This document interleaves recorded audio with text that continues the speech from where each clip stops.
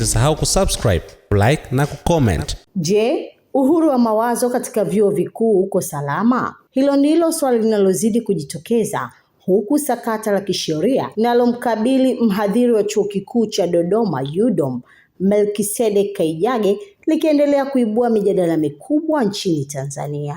Aliyekuwa mkurugenzi mkuu wa shirika la utangazaji Tanzania TBC, Dr. Ayub Rioba Chacha ametoa tahadhari kuhusu umuhimu wa kulinda uhuru wa mawazo na fikra huru katika taasisi za elimu ya juu kufuatia sakata la kisheria linalomkabili mhadhiri wa chuo kikuu cha Dodoma UDOM Melkisedek Kaijage. Kauli ya Dr. Rioba imekuja wakati shauri linalomhusu Kaijage likiendelea kufuatiliwa na wadau mbalimbali wa haki za binadamu, wanazuoni na wananchi, hasa baada ya mhadhiri huyo kukabiliwa na mashtaka ya ugaidi. Kupitia ukurasa wake wa mitandao ya kijamii, Dr. Rioba amesema kuwa licha kutokuwa na taarifa za kina kuhusu maudhui ya tuhuma zinazomkabili Kaijage, taifa alipaswi kufikia hatua ya kujenga mazingira ya hofu yanaweza kuzuia uhuru wa kufikiri, kuhoji na kukosoa. Sina uhakika na aina ya maudhui ya mhadhiri wa UDOM anayetuhumiwa kwa ugaidi,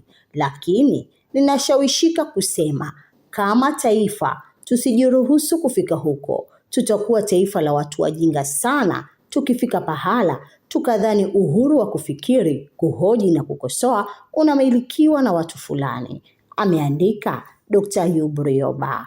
Amesisitiza kuwa jukumu la msingi la vyuo vikuu ni kuwajengea wanafunzi uwezo wa kufikiri kwa kina na kufanya uchambuzi wa masuala mbalimbali kwa misingi ya kitaaluma. Kwa mujibu wake, mazingira ya elimu ya juu yanapaswa kulinda uhuru wa mawazo huku yakihimiza mijadala yenye tija na maendeleo kwa jamii. Hata hivyo, Dr. Rioba amesema kuwa wanazuoni nao wana wajibu wa kuhakikisha uchambuzi na taarifa wanazozitoa zinafanywa kwa misingi ya taaluma na uwajibikaji na badala yake kuendeshwa kwa mfumo wa harakati zisizozingatia tafakuri sahihi. Akihitimisha ujumbe wake, Dr. Rioba amesema haungi mkono jitihada zozote zinazoweza kufifisha uhuru wa mawazo au maoni, akisisitiza kuwa uhuru huo ni nguzo muhimu ya demokrasia, hususan ndani ya vyuo vikuu.